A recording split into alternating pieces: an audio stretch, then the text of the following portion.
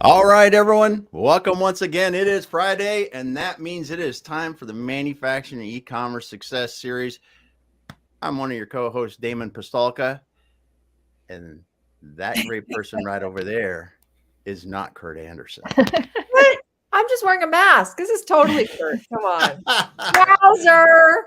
Kurt. we've got Nicole Donnelly in here today. Take it over for Kurt. Sorry, Kurt. You never know. So, Nicole, take it away. We're going to be talking today about building a story that engages customers and staff and really brings people into it. We got Morgan Norris here today. Take it away, Nicole. Oh, this is so exciting to have another fellow content marketer on the program today. I'm No doubt. so excited to just hear everything Morgan has to say about all that's happening right now with AI and all of that madness and SEO, and can't wait to hear all about her expertise. She's got so much experience working at TREW Marketing as a brand strategist, senior brand strategist. And so excited, Morgan, for you to be on the show. Welcome. This is awesome. Thank you. Thanks for having me. Yeah.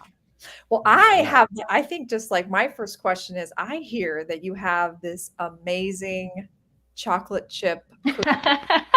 And I have to tell you, if I'm on my deathbed, the number one thing I want is a warm oatmeal chocolate chip cookie. Like that is like my favorite food on the planet. So I want I'm sure it's a secret recipe, but give our listeners a little taste of what makes your cookies so great. It's a secret recipe. And on occasion, like if you're going to move overseas or if you're on your deathbed, I'll give it to you.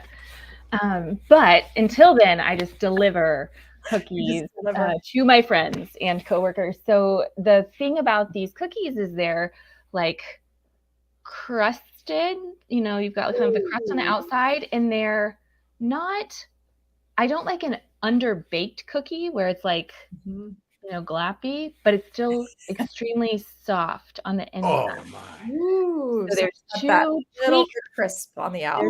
There's 2 tweaks to the regular recipe, and one is that you cook them shorter at a higher temperature, and the other tweak is in a couple of ingredients, and that's what I can't share. Ooh. Oh my. But we just had a team retreat 2 weeks ago in Florida. Our whole team met together, and I brought frozen logs of cookie dough packed in ice in my checked baggage. That's amazing. I could bake them hot and fresh when we got there. Hot, fresh cookies. Now, are you? Oh, Wendy said cookies made with love. Awesome. Hi, Wendy. Welcome to the show. Oh my gosh. All so I have to ask, are you an oatmeal or a not oatmeal girl with your cookies? I love oatmeal, but for these cookies, these are plain chocolate chip cookies. I can do like a snickerdoodle alteration, but that's it. And then I'm going to leave the oatmeal cookies to somebody else to make. Sounds like you. Oh, there is nothing. I'm like you, Nicole. If I had a cookie like that on my deathbed, I'd go out in style. Right? I agree. Because there's just something about that. Not if the cookie can't be hard and like that. Nope. It's not a good one. Yeah, but that crisp on the outside, nailed that. Yep. Yes. Sure. Yes. Yes. I have one other question about your cookie recipe. Okay. Just one kind of chocolate chip or more than one? Oh. I put one kind in there, but I'd be open to adding others. Yeah, I'm just curious. And actually, if there's a bunch of little kids coming to my house, I don't put chocolate chips in them, and I put a lot of sprinkles so they don't get chocolate all over. Oh, that's nice. There you go. Right? Love it. Well, a fun fact is my wife made me chocolate chip cookies for Valentine's Day. That's how much I like cookies. That's awesome. Oh man. Yeah, it was. So I was like, "Whoa, bonus! This is great." Oh. So awesome. So take it away, Nicole. Let's talk about building the great stories.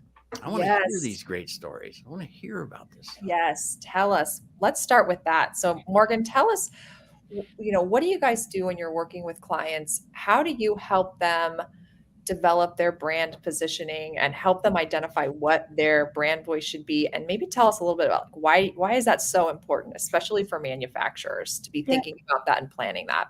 Yep. So it's a big question, but what happens is we all sit here and we hear about content marketing and we think, I need content and we need a lot of content. What's going to go in it? And realistically, what happens, especially with this really B2B technical audience, or you're explaining complex products, you guys have a sales cycle that is 6, 9, 12 months long. And so your salespeople might be there talking to customers, talking to prospects along the way, but they're not talking to them 24/7. They're not talking to every customer all the time, every day. And so what you need content there to fill those gaps and guide them through that buyer's journey. And so a few things that we like to start with are, the first thing is positioning and messaging. So what happens there is we walk clients through this process where they're going to identify exactly who their customers are and who they're not. I always ask, like, man, what business have you turned down this year? Who did you say no to? Who do you wish you would have said no to, and why, right?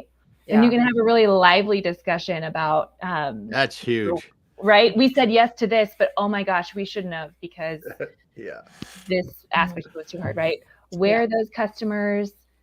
What are their pain points? And I'll touch on that in a second. And then flipping, so those are about your customer, and then flipping to your company, what it is that you offer and how do you deliver it. And if we can identify and define succinctly, if we can define each of those 5 points, who your customers are, where they are, why they need you, and then what you do and how you do it, that is the journey that your customer's going on.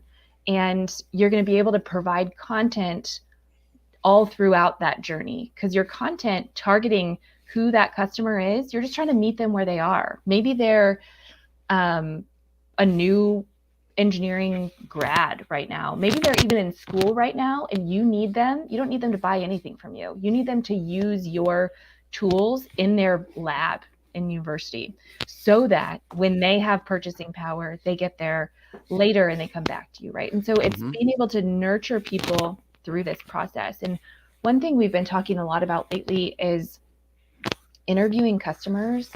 So this, we just did it actually internally at TREW Marketing. We were doing a brand project, and it was hilarious because the same thing happened internally that always happens with our clients. When I say we get together a room, we create like a branding committee. And so ideally that's a kind of a C-level type person. It's somebody that represents sales from a high level, somebody that represents marketing from a high level. And then I also really love to have an on-the-ground salesperson and an engineer working with the products or solutions, get all those voices in one room. But what we do is we say, okay, we want to talk to some customers about what it's like to work with you. And so who would be some good customers to talk to? And somebody will throw out a name and they'll say, well, we know why they like working with us. And I'll say, well, I want to understand, how they found you, why they chose you guys over somebody else. And somebody else will throw out a customer name and they'll say, well, I know they chose us because of this. And that's exactly what our team did. I looked at our president and said, I want to interview some customers. And she said, yeah, but we know about this one and we know about this one. And that's not it. It's not this like general, we know why they're here, where they came from. We want to hear the words that they are using.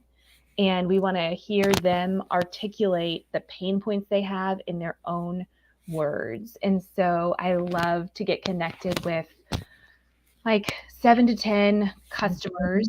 And then we'll ask them questions. We make it really, really easy.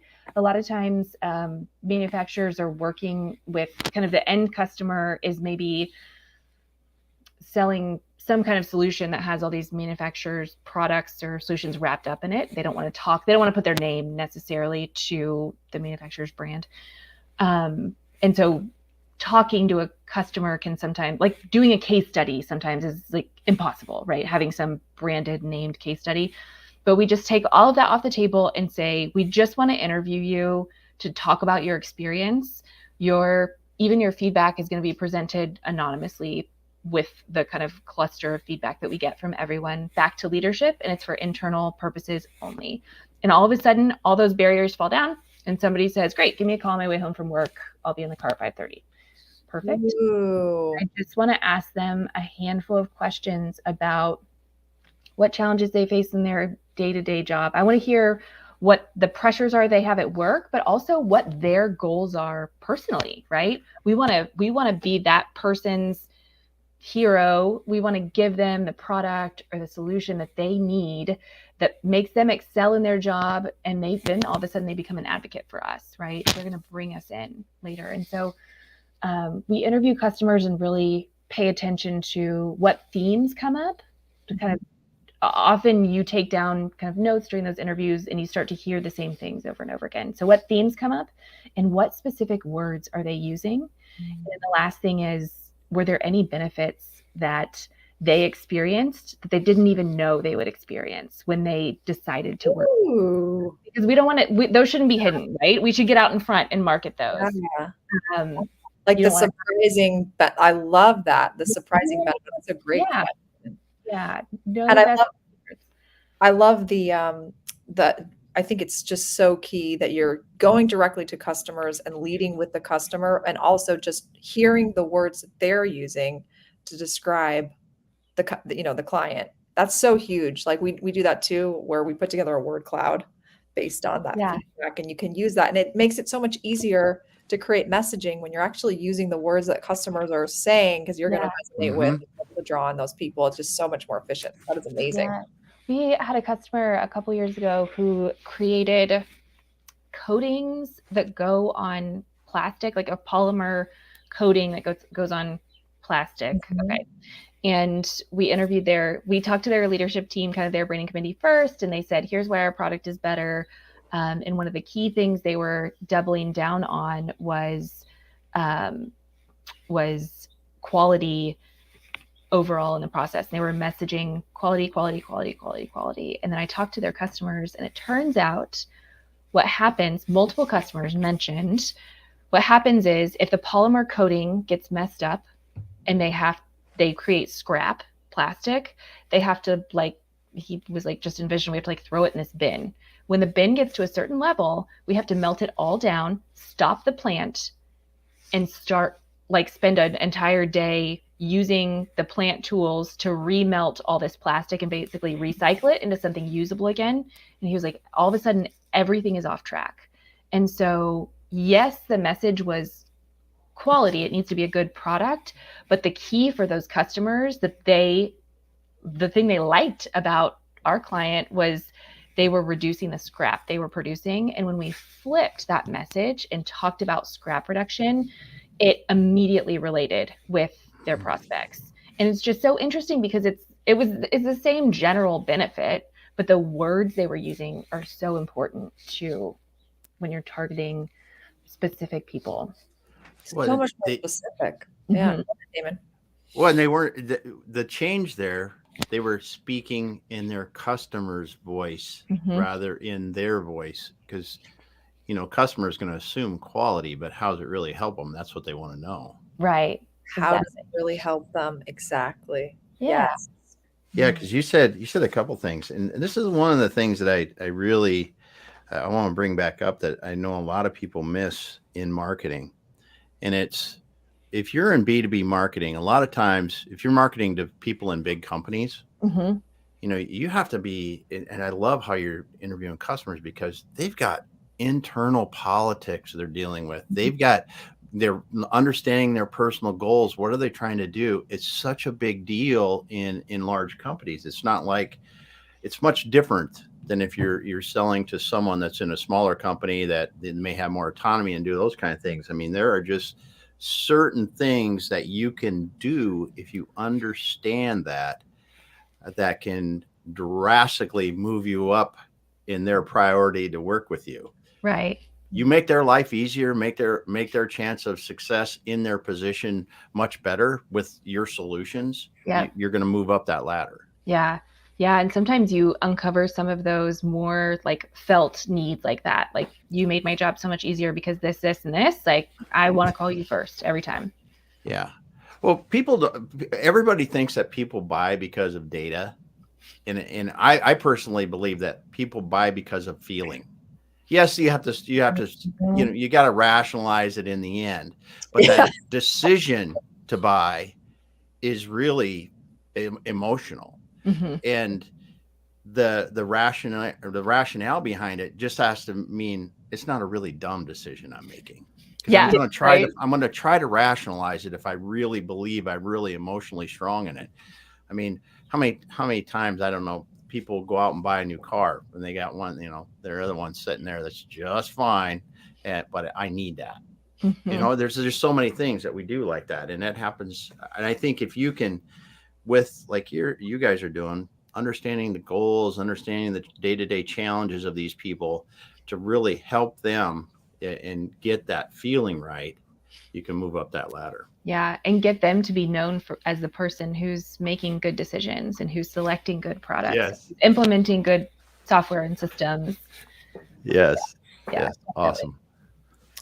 I love that. So I have a question for you about the buyer's journey. Like, typically, what percentage of the content that you create usually for your clients is going to be more of that like top of funnel, like demand gen kind of content? And what percentage of it is more like the middle of the funnel, more end of the funnel? Like, how do you kind of break that down? What's your process for that? And what do you see works really well now? So a few things going into that. We find that a little over, engineers, technical audiences are saying that a little over half of their buyer's journey they're doing online first on their own. Before they're engaging with sales. The point that they want to tip over and engage with sales is when there are a few things. They realize their challenge they're trying to solve is so technically complex that it's going to involve talking to a person, right? And at that point, they've usually narrowed down pretty close to a couple vendors. So that's kind of one thing to keep in mind. There's got to be a decent amount of content out there in front of you to kind of pave the way there. But then one of the biggest things to look at is just where are your gaps? I think we pull numbers and data. And so if we look at your total, contacts, and we're having trouble turning those contacts into marketing qualified leads or sales qualified leads, where those gaps are where we want to supplement with content. So if we've got a lot of contacts, but they're not qualified, we want to try and do some gated type content, some webinars and white papers and things like that to draw people into a next step and to get them to engage. And that's kind of where some more marketing automation tools come in. But definitely when we start, the higher level brand content has got to be there to sustain people throughout their journey. We do this writing course every year where we take people in and kind of go through a 6-week writing training, and they get coaching along the way and things like that. And it's often people who they're responsible, either marketing isn't the only part of their job. They've got some marketing in there and they need to get up to speed on some tools and practices to make content development easier, or they're the only marketer in their company and they're kind of facing all the pressures at once. But one thing, I had a woman take this course last year, and she wrote a white paper, and she said, I'm getting like astounding results on people downloading this white paper. She was posting about it on LinkedIn. They included it as a CTA from an article that they put in a trade publication, and the numbers are going through the roof on downloads. And she said, but after somebody downloads the white paper, I email them and ask them if they want to meet. And I'm getting like no responses. And it's because they're not ready. They're not ready, right? We just introduced them to your brand, to your approach to solutions. And now we've got to wait and nurture them a little bit with some more content over time. So let's schedule out kind of, e-newsletters at the end of every month with a roundup of content that's targeted towards them. So making sure we're doing that nurturing is, I think, the most important versus kind of a number of pieces there. But you definitely need the content that people can go and access without you is important. Yeah. I love that. I love what you said there too about nurturing. And I think that's like so hard sometimes for business leaders to get their heads around, is that it's not going to be a one touch and you're going to have a lead kind of situation. Right. Like there's like a Mhm. foundation that needs to be built and a relationship. It's like, you know, you don't ask someone to go out on a date with you and then ask them to marry you on that. Right. Yeah. Like, there is a Yeah. process there. And I think that's important that buyer or, you know, business owners and leaders understand that this is, you know, very much a relationship. As Damon has said before on my podcast, marketing is farming, and it's all about that long-term kind of investment. So that's great. Yeah, you do. You have to. We got a lot of guests here. I want to Yeah. point out a few. Wow, we got people in here. We got Vina and Gary. Of course, Wendy was here earlier, and Matt said yes. Nicole, Whitney from Texas, and Whitney was nice enough. She said it was glitching, so she put the Facebook thing in here. The cookies awesome. got a lot of comments so far. And Brandon says, how do we move past the cookies? I agree, Brandon. I'm still back there with you Talk somewhat. about cookies. Yeah. We got to talk about some of the legit question. Who else? We got Sarah. We got some names I can't pronounce, but I'm going to put you on the screen. We got someone from Morocco. Now I'm getting down because there's some good ones here, because this is where Whitney was talking about LinkedIn glitch, but this is one, and I can't pronounce your first name right off the bat, but this is awesome. Tell me a story and I will live in my heart forever. Ooh, that is so good. It's so relevant for today. So yes. I saw that. I was like, this is awesome. Then we got Ingor, and yeah. So thanks so much. Thanks so much, everyone, for being here. We've got Morgan Norris with us today. So continue on. This is awesome. This is awesome. Well, I have another question for you just about SEO and AI. As everyone in the world has been hearing about ChatGPT, it's like exploded. It's everywhere. We have to talk about it, right? Because we are content creators, all of us here on this panel. And so it is definitely impacting us. It's impacting our clients. And I think, you know, as marketers, we have to be ahead of it. We've got to be staying up to date because the changes are happening all the time, right? So I just was talking with Wendy the other day, and she was telling me that you guys just did this really great experiment on what the results are from, you know, ChatGPT and how that compares to, you know, a real human writer, if you will. So I think I would love to just like hear more about that experiment. You can share that with the listeners first. And then I have some follow-up questions for you about like what you see, how you see this changing SEO going forward. Yeah. Okay. So this is, so it's timely because we just put together a guide on this, and I'll drop it in the chat in a second when I stop talking, but put together a guide on using generative AI for content development, specifically for communicating about technical B2B complex topics. And what we did, so what's happening is Google right now is really favoring answers to direct questions. And so you think about when you go to Google and you type in a question and it pops up those little like snippet answers, they are,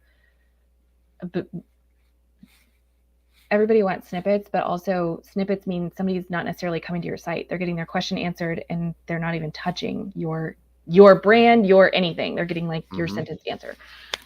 So I have mixed feelings about snippets. Fine.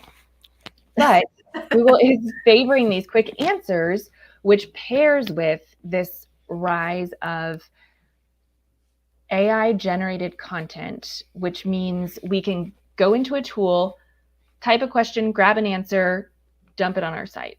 Okay, great. Problems with this are it's not any sort of branded content. I'll talk about benefits in a minute because there are some benefits right now. But some of the issues that we're seeing is it's not branded content. And actually, if you try and get it to write about a brand, you hit a lot of snags, because what these tools do is they're kind of scouring all of the available information and processing and regurgitating it in a different way. And so plagiarism doesn't seem to be an issue, but they're paraphrasing and rewording stuff. And what you don't want is your brand reworded. I tell our clients, like, we do a brand messaging project and you have messaging and you in a year, you're going to come back to me and say, maybe we should redo our messaging. And I'm going to say no, because you interact with your messaging every day and you might be tired of it, but your customers don't. They interact with it like once a month or when they're in the sales process with you. That's it. They need years and years and years of that brand messaging coming over and over again. And if you try and write about your company or anything proprietary through an AI generator, it's just going to turn it into kind of like generalized mush. And so don't do that. So those are kind of issues that we're seeing, as well as like technical. You'll find like technical inaccuracies and stuff. We were talking about this before we started, but part of it is engineers we find will search, they'll go through, at least half of engineers will go to page 5 on search results to find the answer that they need before they even click on anything, right? So they're scouring through 50 results to find the right one, and to just assume that you're going to ask a question and the answer that's spit out is the one that is appropriate for your audience is pretty naive to think. And so there's a lot of like hesitancy there. Things that these tools are working for, I think, are they make a really good like brainstorm buddy. They make a good phone a friend. Yep. I So love that, phone a friend. That's awesome. Right? It's awesome to think about like as a research tool. Yeah, like, a research tool. Yep. And in the same way, though, that if I was going to write about test and measurement equipment and what companies are facing when products go obsolete, I would pitter around Electronic Design Magazine and I would read some articles there. You kind of jump around. And so this is just one more tool that you can kind of use to jump around in there. I think sometimes writers have a hard time going from blank page to like your introduction sentence. And so great, use a tool like this to just be that friend as you're sitting by yourself with your computer to kind of go back and forth with. That works fine. What we did on our site, and we kind of posted this all in this guide, is there are 5 different examples that we used, and we walk through what tool we use. So we used Jasper, which is an AI content writing tool. They have an SEO integration as well. We used Co-Write, which is a program by the platform Writer. We used ChatGPT, and we used Magic Write, which is built into Canva, which is a design tool that we already use. So that one's low-hanging fruit. But we walk through kind of what we input, what it output, and then if and how we were able to use that. And so we did some different things like headline generation. I had one do an entire blog post on a technical topic, and then I posted the marked up version, started with the AI version, and then posted it marked up where it ended. And the final post, probably 96% of it was different. So, and I bet it took so much more time just to mark it up and edit it, right? That's what I was telling Wendy. I said I didn't definitely when I went to write the next one, I did not use the tool again. Right? Just because it took more time to actually comb through content that it created. Yeah, absolutely. Yeah. I think just thinking about this, the other thing that comes to mind is just truth. Like there's no way for this tool to determine what's actually true. These tools, the way that they're built, the way that they're designed, is it's just the more data that they ingest, they say they're going to get better and they're going to be more refined, but there's still no like source. There's no way to determine what's true and what's not true. Right. And that opens up a whole can of worms, because then if they were designed that way, who decides what's true and what's not, you know? Right.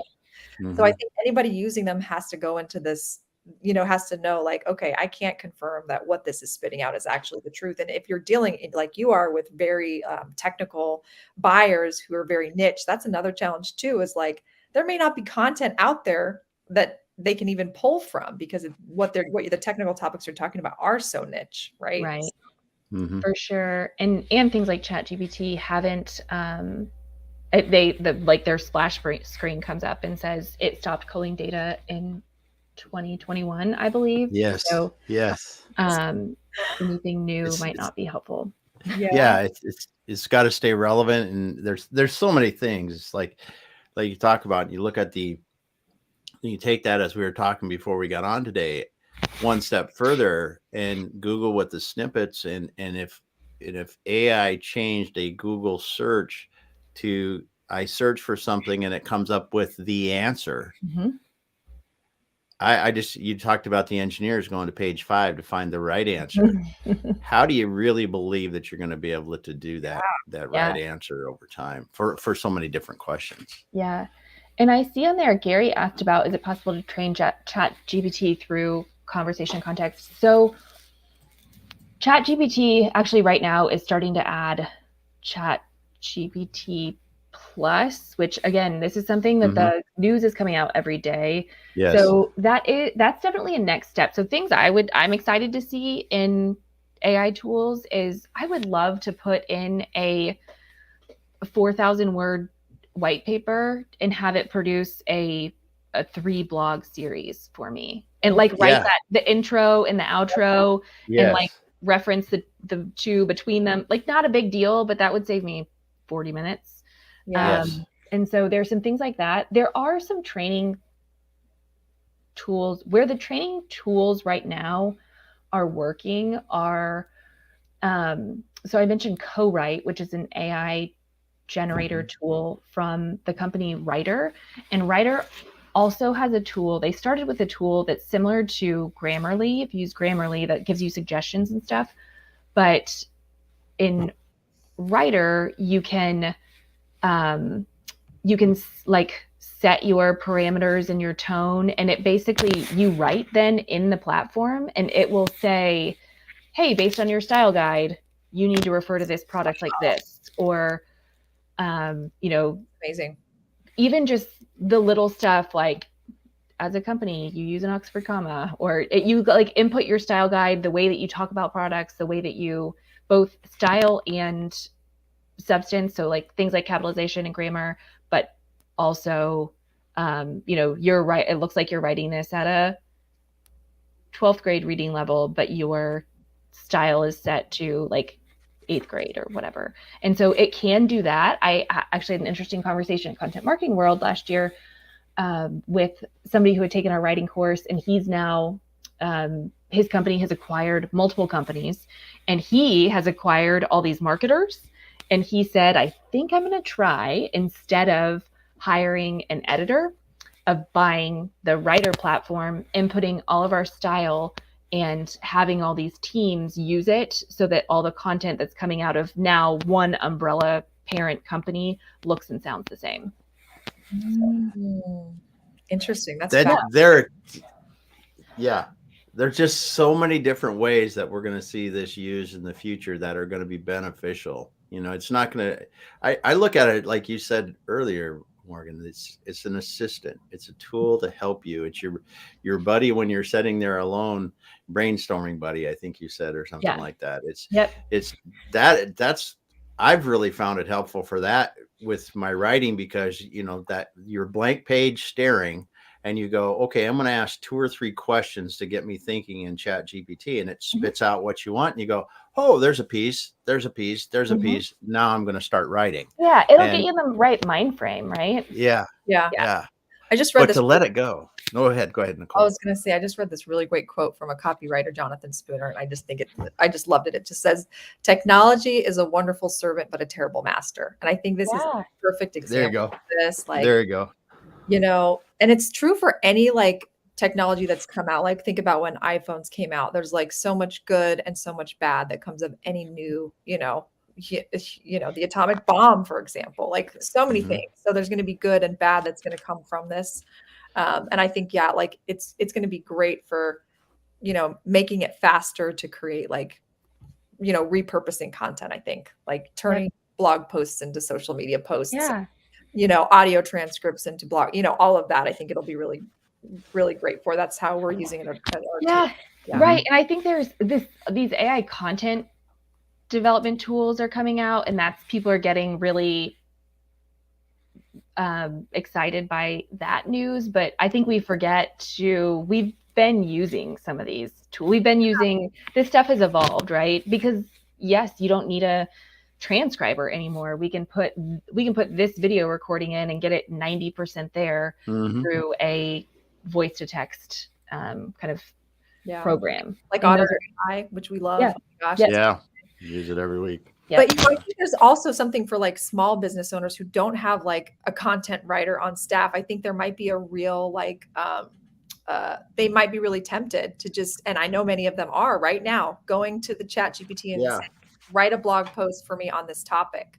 And I think there's real danger for small business owners or people that don't have the resources in house to do that, to approach it that way, and just think about this as being like a way for them to generate like unique content, because it's just not. That's not, I don't think, how it should be used or how it's designed or how it's going to work truthfully. Right. To help you. So we do, like, man, as marketers and businesses, Google's algorithm updates can be painful at times, but often. You said that was so like calmly. Yeah. That is like, very, it can be very painful and very emotional for, But they are often, they're constantly solving for some kind of issue that's coming up. And you had mentioned SEO before, but we're going to have new problems, and the new problems are going to be generically junk content that's created, and then bounce rates, right? Because if you're writing to answer a specific question, or kind of those like listicle BuzzFeed type articles that's like, 10 reasons your makeup's not staying on, whatever, right? Like, it can write that for you. And then as a reader, you scan that and you are off that page in 3 seconds, and you haven't engaged with anything. You have no recollection of what brand you went to. And so I do think that there will be a push to create even stronger, more unique content to really capture audiences and gain traffic that way. Yeah, I think like even this is a perfect example of something that AI can't really replicate, is investing, for manufacturers out there, really thinking about how can you get involved in live events, podcasting, these types of situations where you're basically creating thought leadership in real time, and positioning yourself as an expert versus something derivative that an AI bot can pull off the web, from anything. So I think it's a good something for people to be thinking about. Damon, you're like ahead of the curve here. Who knew you were going to be ahead of the curve? No way. I'll never say that. 125 episodes in. when you talk about it, Morgan, and the people that you talk about engineers and stuff. I did at one time back in the Stone Ages, went to school for engineering, and the technical stuff that they're talking about, whether you're talking about transducers or design or whatever the heck you're talking about, I think a live discussion and the content you generate from that is so powerful, because again, you come back to, why do people want to learn more about you, the problems you're solving and things like that? Yes, they want to learn how to solve the problem, but they also want to learn about the people that are solving the problem that they would have to be working with. And I think that what we're talking about and really it's the title, building a story that engages customers, that brand voice. And if your brand voice is going to be, yes, I can teach you how to do, nuclear fusion if that's what you want to do, but we're going to have fun doing it. And you're going to be, comfortable alongside us the whole way, because we help people this way. And they get to know that part of it that really allows them to engage with the brand and the people. Well, and it opens up the organization too, I think, because in the past we've thought, okay, our CEO needs to be our thought leader, and they're going to get out there and they're going to speak at this conference and they're going to author this article, and this is it. And all of a sudden now, this has gotten to be a layered approach, right? As a company, we've got to decide, what topics are we ahead on? What topics are we so entrenched in that we know them back to front and can talk about them? What does it look like for the CEO to talk about that? What does it look like for the VP of engineering to talk about that? And what does it look like for the design group manager and the new designer that we just hired out of school? What does it look like for all of them to talk to that message? And I think that will become so much more powerful. And we are going to have to switch a conversation so quickly because like you better believe my kids aren't going to turn in an art a paper on the 5 main themes of the Great Gatsby. Like they can write that in 2 seconds with these tools, right? Yeah. They're going to have to be, it's going to have to be kind of processed knowledge and things that can be delivered on the spot. You've got to own it so well that you can talk to it on the spot. So yeah, I think it speaks to like the importance of companies to really have strong points of views, whatever the topic is, whatever their point of view is, to have a point of view so that it's not just like generic, whatever. Like, and I think that's really great that you know, what you just suggested there is like going, you know, as business leaders, really asking them, what are the topics that you want to be known for, that you have deep expertise on, and like really getting focused and strategic about that, and making sure that where you're creating content, that you're really having a strong point of view on those topics. Yep, for sure. And then you said process knowledge. I wrote it down just because I think that is where if you have, like you said, you're building the right story, but then you can share process knowledge with people. I'm not just talking about how I do nuclear fusion. I'm talking about how you can do nuclear fusion. It's how I've done it, and the challenges we've had, and what we're going to need to look at in the real world, and all this other stuff that makes us feel, well, it brings the human element into what we do. Yeah. And that's where people can engage. And we come back again to, you know, people do business with who they know, like, and trust. Yep. Yeah, you know, that also speaks to kind of Google's changes with their algorithm. It's always historically been EAT, right? Like expertise, authority, and trust are the 3 main things that they use to kind of rank content. And that's shifted to be this new, like, they've thrown an experience now. It's not just expertise, authority, and trust. Now they're also ranking based on experience. And I think this is all going to just continue to evolve in that direction, where people, you know, they want to hear your experience. They want to hear your stories. They want to hear how you did it. And, you know, and that's what people are going to use. That's going to be kind of like the thing that they're going to be using to trust you. Yeah. It's going to require leadership to open their hands a little bit, and both kind of give the training that's needed throughout the organization for people to be able to talk to some of these topics, and then also be willing to do that. I remember working for, you know, technology companies in the early 2000s, and we would have people, really fantastic engineers, but that from that C-level space, they're saying, no, don't let them talk. Don't let them talk. Like, we need to be in complete control of the message. And but we're going to have to just give some training, and then be willing to open that hand if we want to stay engaged in the conversation at every level. So I think that's really great advice, because I will tell you, some of my clients have voiced that same concern to me. The leadership is like, I'm not comfortable with some of our staff members going out and posting on LinkedIn. I love that approach of like, okay, well, if that's the case, you know, how can we address that objection from senior leadership? Well, we need to make sure that we're training them, and that they, you know, they have really a good understanding and knowledge of these topics, so that we're not going to worry what they're going to share and whether or not it's accurate. That's really great advice. I love that. Yeah. Well, we're running into our time, and I want to say a couple things. Morgan, you guys are speaking at the Electronic Rep Association conference next week in Austin. Tell us a little bit about what's going on there. We are, yeah. Wendy and I are leading a sessions that's Monday and Tuesday next week in Austin.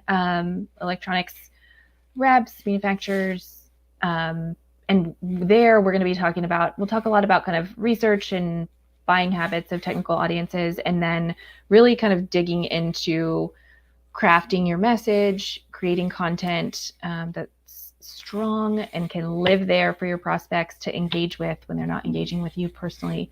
And so that'll be next week. We're looking forward to it.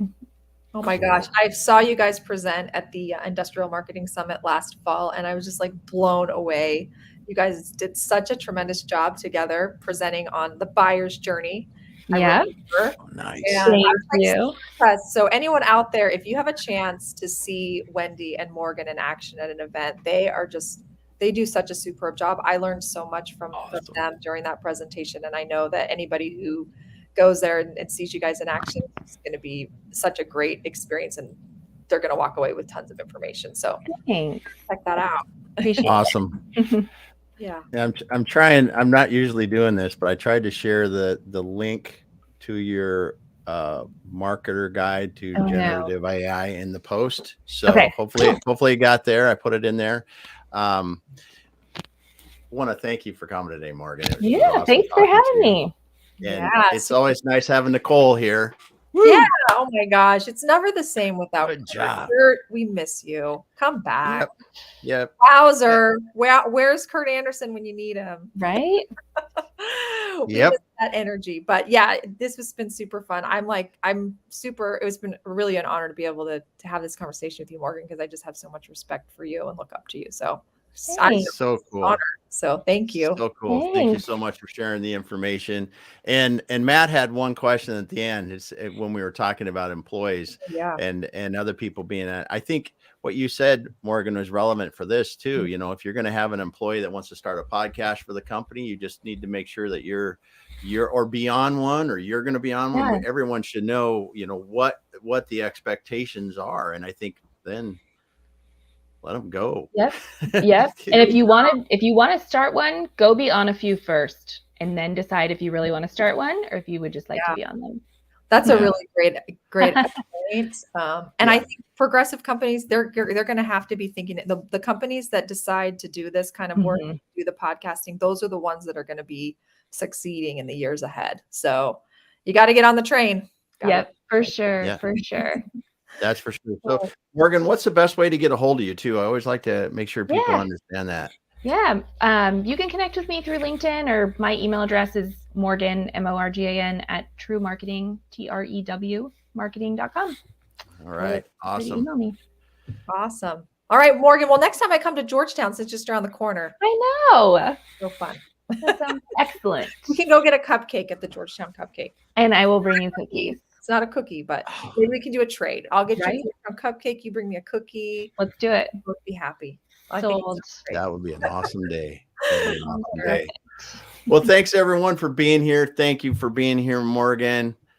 Nicole, thanks so much for helping today and co-hosting. So incredible getting to have you. And today, talking you and Morgan, the conversation was really, really special to be able to listen to. And thanks everyone else for being here today. We have too many to mention, but we appreciate you all. Come back again next week. We'll have another episode of Manufacturing E-commerce Success, and who knows who you'll see on. Ooh, mystery. Have a good one, everyone. Oh my gosh, I'm excited. All right. All right. Hang out for a minute, Morgan.